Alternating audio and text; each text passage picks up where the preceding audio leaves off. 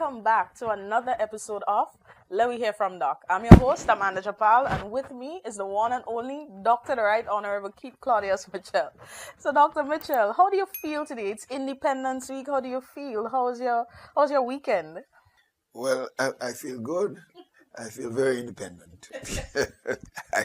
I, I was at an activity just a few days ago, and a church, and one of the churchgoers said, "Doc, where is your dress of independence?" I said, "Well, I don't have to dress independence. All inside me is independent already. So the colors is just a show of a physical show of thing, but inside all aspects of me, I very demonstrate independence." So, while we're on independence, can you tell me one of your most fondest memory of independence? Well, I think when when we got independence in the period 1997, the period when we got our independence, I was not here.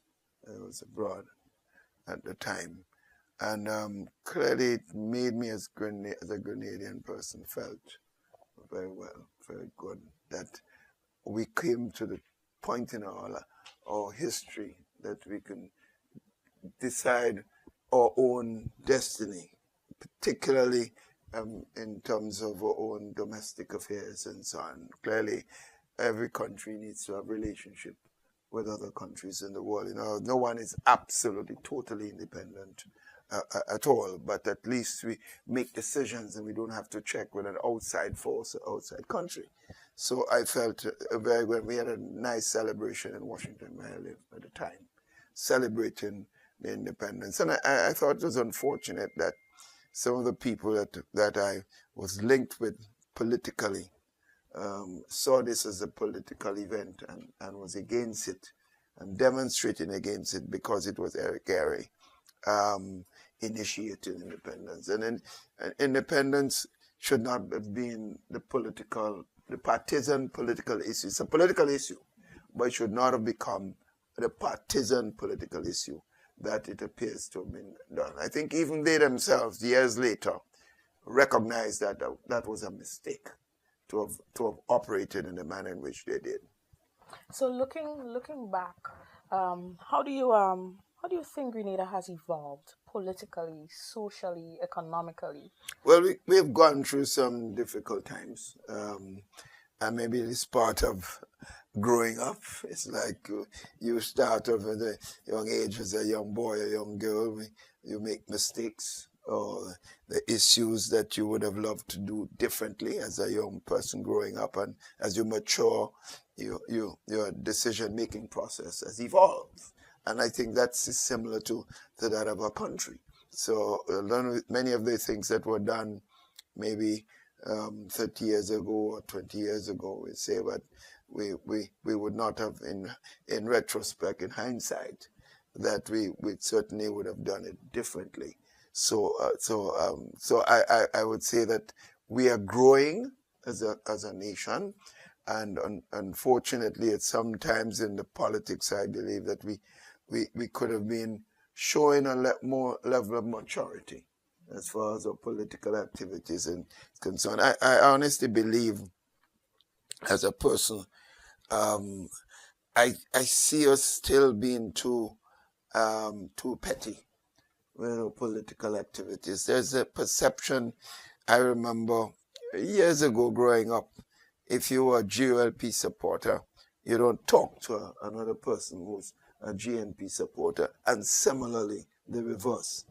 And we grew up under that period, and that's why I talk about growing up. But I think we've gone a long way, and we expect that type of politics to be at a very low point. Now, unfortunately, in this period, the last 2-3 years, I've seen it returning, where people in position of governance will get vexed or pass you by without saying hello because you criticize an action of them, of theirs, and you do not identify with the politics. That is immaturity, that is petty, and it lowers the bar as far as our politics is concerned. And I think it's unfortunate because, as I've said over and over, that in government, when we were in government, I can't see that we were perfect. And clearly, there's a number of decisions we make, we would have loved not to make it. But in terms of our mindset of working with people who are not close to us politically, people who identify with the other political party, my supporters and the people in the political party that I was heading at the time made it very clear that we do not support that pettiness. And I have constantly said to people, you have to have a broad concept of governance if you hope to be successful in governing a country. And if you hope to also demonstrate that the country's success is more important than your success.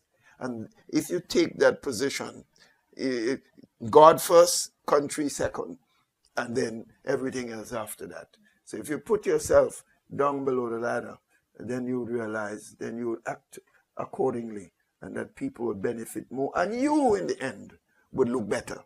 But there's some people, they see themselves, their ego is so big. When they will talk about, people see Grenada. In my eyesight, is when you think about Grenada, you think about me. This is extremely unfortunate. Who thinks about you? We come to government, today you're in, tomorrow you're out. So when you're out, people forget the country. So I'm no longer in government. So the things I have done, that I worked with presidents of the United States, I worked with people from all over the world. The things I did long before I came here, traveling all over the world as a mathematical consultant. So that gone just because I'm no longer in an office, that does not make a lot of sense. So I think we have to evolve on the political front, mature. In this period of time I'm talking about more, I'm very concerned with the pettiness, with the vindictiveness, the spite. Don't give this one this, do it person that because they don't support us. This is terrible politics. And it is working against the same individuals. And I think they don't even realize the extent of the political fallout. Because many of the people who voted for them, that's not what they voted for. They wanted to see some change. They felt NMP was there long enough. They have Keith Mitchell been in government 23 years as Prime Minister. Time for change. Give another person a chance. That's fine. But they never wanted to see people go there and behave in a petty, vindictive manner and so on. To the point that you only see things, everything you see is in your own eyesight. It's about me. So even your own supporters have a problem because you don't see your supporters. You see yourself. And that's the mindset that you see prevailing in this government at this particular time through the eyes of one person. And it's unfortunate because the others are not speaking up. They seem to take whatever medicine is handed out by the supreme leader and the baby Jesus. That's how they see it. And unfortunately, they are being hurt politically to the extent that they don't understand the extent of the political fallout. But I don't wish to advise them because I'm extremely happy with how they're behaving and the extent of political fallout. My only unhappiness is the fact that it's causing division in the society. And that's not healthy and it's not good for the country. And it's affecting the whole activity in the country. You look around and you see how dead the country is. No matter where you go, the places there you see people active and happy and enjoying themselves, having a drink, you don't see that anymore. And it's unfortunate for the country. But politically, we in the NMP should be extremely happy. I mean, it is unfortunate that after 51 years, because you mentioned victimization, we have fought for freedom. That is what our forefathers have fought for. But yet we're still in a place 51 years later where persons are still being discriminated and victimized. So I think that's something Grenadians really should pay attention to. You see, Amanda, you will never have a situation that we can say is perfect. You never have a situation where you say that no one in any government has been victimized. But when it comes as a policy, and it comes from the top, that's a problem. So sometimes you make statements about what some things that were done was not right, and then somebody comes, well, that happens on your time. Two wrongs don't make it right. If something was wrong under the NNP, it is still wrong today if it is not done. In any event, there was a change. And you're supposed to correct any weaknesses, not to add, to continue the weaknesses and to add more to it. But I say fundamentally, there was never going to be a period of that you say everything is perfect.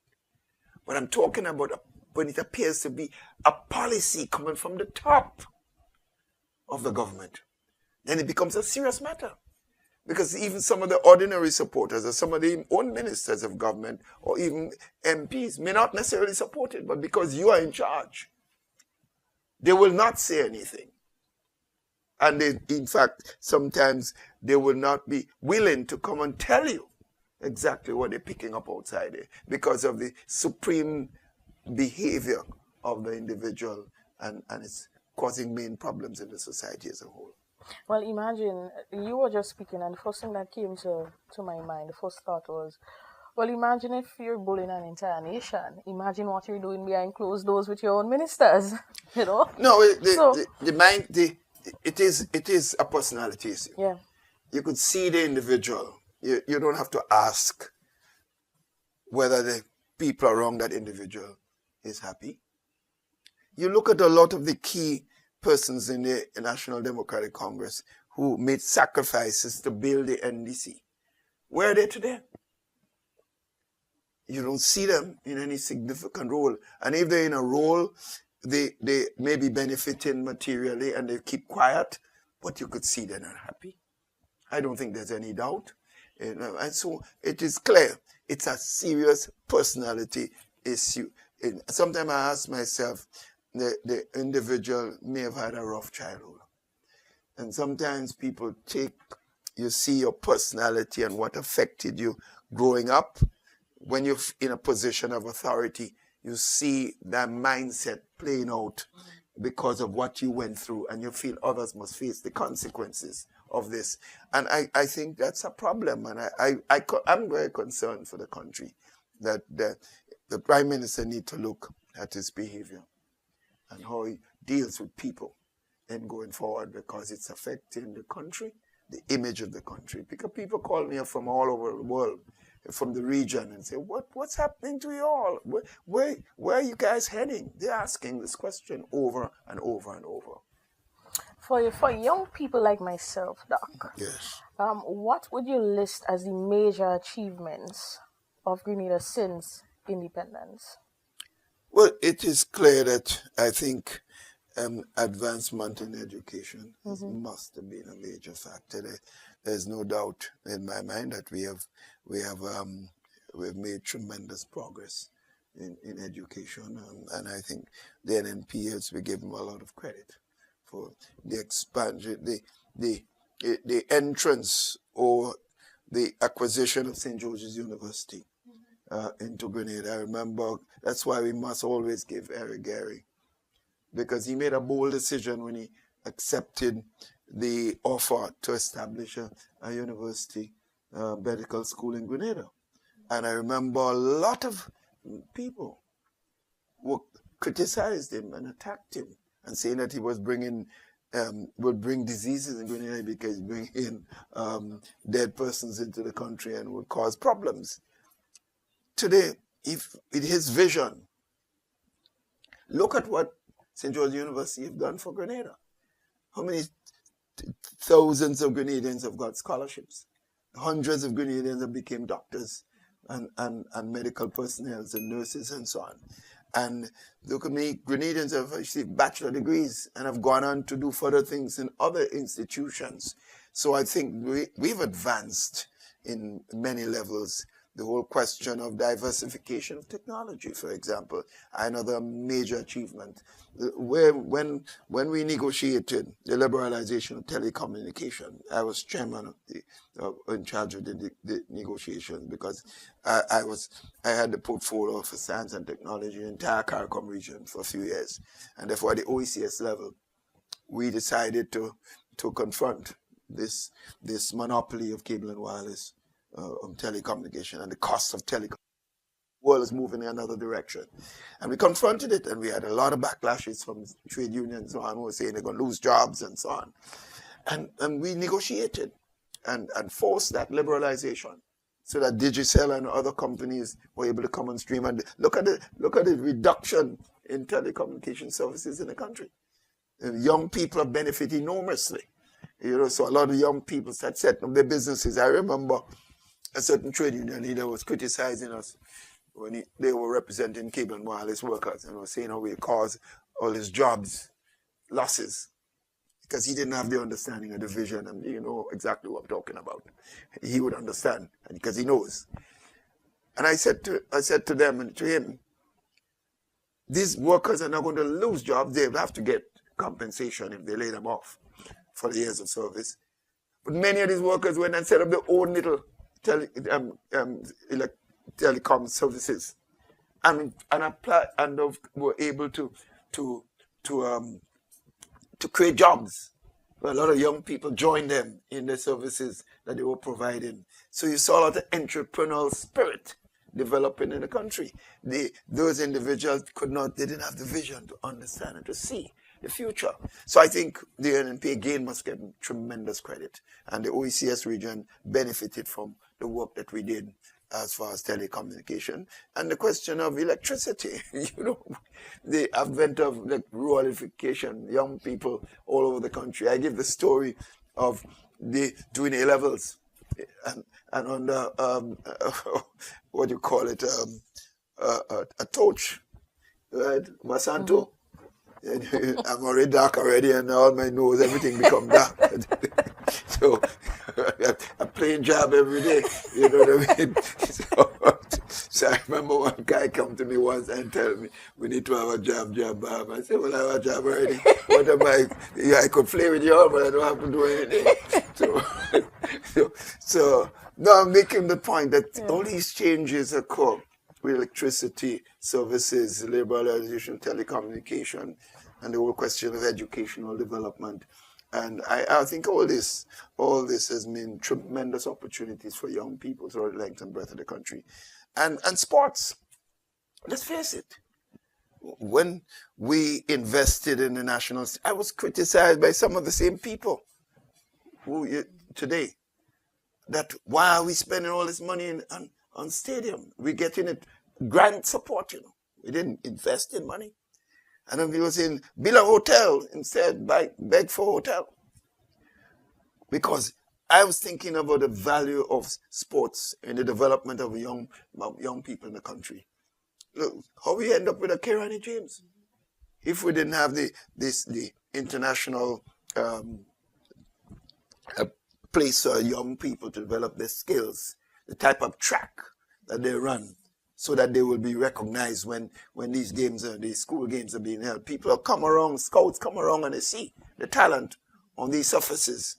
And that's how these people get exposure. So many of our young people were able to get opportunities abroad in cricket, in football, in athletics, because of the investment. So there's no doubt.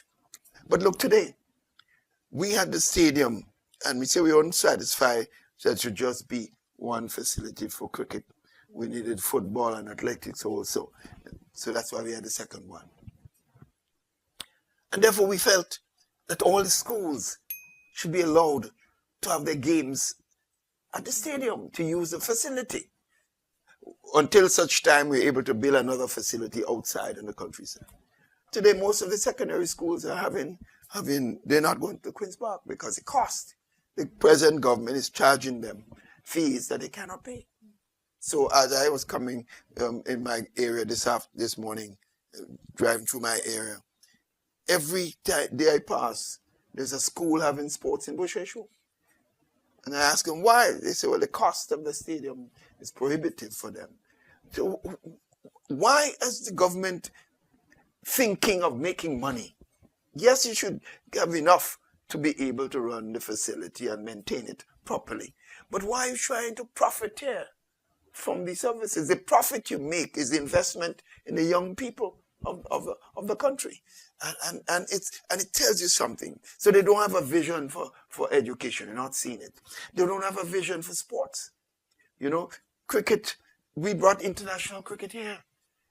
You see all kind of games. Dominica refused an international sport in cricket games, right? You see it in Jamaica. You see it in Trinidad. You see it in Barbados. You see it in Lucia. You see it in St. Vincent.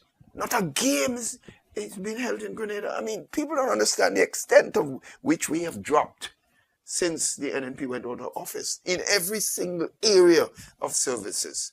And I must talk with that passion because that's a fact. And who want to deny that fact, then losing sight of what recently happened in the country. And I'm not going to allow them to forget this. It's sad what is happening. So when you raise the question of young people, I feel it. I feel it for them because there's so much lacking. And this present government came to office on the backs of young people. It was not people of my age group or less than me that voted NNP out of office. It was the young people, which is their right. But what is this government repaying them with? What are they repaying them for the sacrifices they made or the bold decision to remove the NNP out of office and place them there because vote is a young man, give him a chance.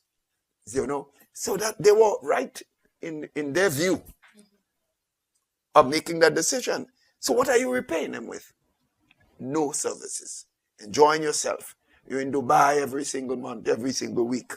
Yeah, so you're enjoying yourself. Your ministers are traveling first class in every trip they go. Under the NNP, only the Governor General and the Prime Minister travel. And it was because of me. Before that was the case, before I came into government. That was the case. I inherited something. And I believe out of respect for the country, you don't want to see other prime ministers in one coming out of first class and your own prime minister in the back of a plane. So I think one understands that. You know what I mean? But every minister, there is no control over travels.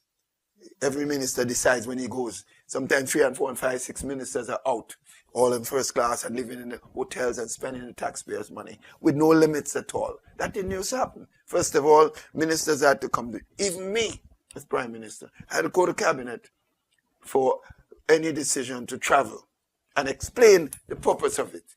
And if it's private, I have to pay for it personally. No, the government will not pay. And I would not ask the government to pay. No minister could have left the island and traveled with government funds and government support without giving cabinet a logical reason. And ministers always travel in economy class. Now it's everybody's enjoying themselves at the expense of the taxpayers, and that's unfortunate because while they're doing this, if they were doing it and people are happy and people are benefiting, and you see the ordinary man outside there doing things for himself, you see the farmers able to sell their products, you see the fishermen happy, you'll see the vendors in the market selling their produce, police not harassing them as they're doing now for making $1, trying to take care of their kids and family as a whole. And the shopkeepers in the shops are empty. You can't see no activity. The retail sector in the country is practically dead. You drive through streets and areas in the country that normally were very active. You see nothing going on. Everybody's stressed out. But the only people that are happy and enjoying themselves is those big boys in government that for the first time they're living nice. Some of them never had a good job in their life before. Some of them never did anything of substance for themselves and their country and their family. But today they're living nice at the expense of the taxpayers, and they're enjoying themselves, and they're getting vexed with anybody that say that what they're doing is fundamentally wrong. Well, let them get vexed. Keep going, continue to talk. Doc will talk. Oh God! You previously attempted constitutional reform. What were some of the changes you hoped to achieve? Well, to me, Amanda, there's a broad reason, not just one-dimensional reason, for constitutional change. We had a number of things that we would like to see change. The present Constitution, like everything else, even the American Constitution, was modified over a period of times. So anything you have in life that governs any activity that you have. You see, in sports, the rules in cricket has changed. The rules in football has changed. So expect that if you have a constitution that gives some aspects of the legality to certain actions of government, has to be modified as time goes on. So I think constitutional change should be a permanent feature of any country going forward. So we saw it in that light. So there were consultations all over the place. It was clear that people were not understanding or willing to support, and you can't have constitutional change without the people, because they have to make the decision. Unfortunately for us, it tells you how unfair this same system of constitutional change, the constitution may have. The British government that gives us our constitution, there was no debate on the constitution. It was something that was given, right? They insisted that for us to have any change, that 2/3 of the population must vote for that any change. But in their own constitution in England, just 51%, and they could make changes. You see how unfair that is? So you see, the intention was, I had to believe, was to keep us down. How do you accept something for yourself, right? Decide that you do not want that 2/3 majority to make changes to your constitution, because you know constitution, as I said, over a period of time you expect to deal with some changes. So we are stuck because the constitution was given to us, and any change that has to be made, we have to get 2/3 of the people, and let's accept it. We had 15 seats, 3 times in government, all the seats. If we had put on during the same election, constitutional change, do you know it could not pass? Each time we got less than 66, 2/3 percentage. In other words, we got 64%, 65%, but we never got 66 and 2/3. So you see the unfairness of the entire process of the constitution. So things like the Queen as head of state. I mean, that to me is so fundamentally inconsistent with our growth. Why should we have to show allegiance to Her Majesty Queen Elizabeth and King Charles? Why should we? And I think they themselves would understand that this is fundamentally flawed. So this, to me, is a basic thing. And there are a number of other issues we can talk about that affect economic growth in the country. If we had a constitution that was more liberal, I think you would have seen more development in this country, because many of the decisions we would have loved to take in government, to be taken in government, we had to modify our thought processes because of the limitation of our constitutional decisions that were in our constitutions.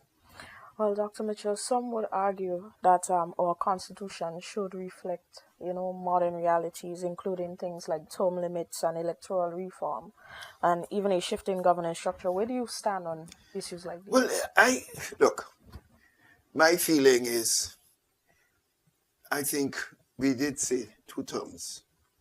We had proposed that. Of course, that was rejected. We did for Prime Minister. I mean, I was there several years and several terms. So I see this as a good idea. I don't have a problem with this going forward, and not because I am no longer in a position, but that was we had advanced this in government, and if that had come before, I would have been glad to support it, and so on. So there are a number of other initiatives, Amanda, that we wanted to move into, but we couldn't do it based on or people not seem to be accepting the necessity for that change. And I hope and pray in the future. But unfortunately, another point I think I need to make, there are too many issues that are so important for this country that we see it in a political glass. If Keith Mitchell they take this initiative, it might be a good one, but I'm opposing it because it's Keith or it's NNP. Look at simple issue. Cariconians over and over the years. Why it is the passport is just Grenada. Why can't I have a Grenada Carol competing magnet? We put that down on the referendum and it was voted down. Even the people in Carriacou voted down. And the only reason I believe it was voted down is because the NNP had proposed it. Unfortunately. And I certainly, and I think the opposition in the country, NDC, never supported. They were part of the process, Initiative for Constitutional Change. They had representatives. I remember Claudia Joseph. So on. When the time came for the same things that they were part of, they voted against it and called on people to vote. And it was purely based on politics, partisan politics. It's unfortunate that we had that mindset in the country. And I always advance that the NNP will not conduct itself and behave in a manner where it will oppose things just because it was put there by a particular government or particular party. As someone who has served so long in leadership, what has been your proudest moment in Grenadian history post-independence? What can I say? There's so many things to be proud of. Well, I think our resilience as a people would have been a major plus. I think I recall when Ivan struck this country. Many people thought that we were finished for a long time. People were shocked when they came back in Grenada just a year plus, and they saw the level of reconstruction of the country. People came together. We brought people, all political organizations together. We are in government. We brought the chamber together. We brought the trade unions, everyone. We brought them together and said, listen, this is not about NNP. It's about Grenada. We have to save our country. And we put a system in place that while the NNP was still in political government, so to speak, decision-making was broad at all levels. So the opposition were able to bring in goods into the country and got duty-free concessions to distribute as they see fit. Because we thought if they did their share with certain sectors, then it's okay with us. Yes, they will get credit politically, but that was a secondary aspect to this thing. We did not put our political aspirations before what we thought was necessary. So I think that's one of the proudest moment. And I think being able to represent the country. And I remember being at the IDU meetings when the presidents I was representing the Latin America and the Caribbean. George Bush was president of the United States representing the Americas. And John Howard of Australia was the chairman of the IDU. And I remember being in the White House on several occasions and being able to get the kind of linkage internationally and regionally and locally with being in that position, I think was a proud moment. And it's because of that relationship, because of that international link, we were able to get. So that when Ivan struck, you had the president of the United States, calling me directly. That not someone in his cabinet or someone calling me directly.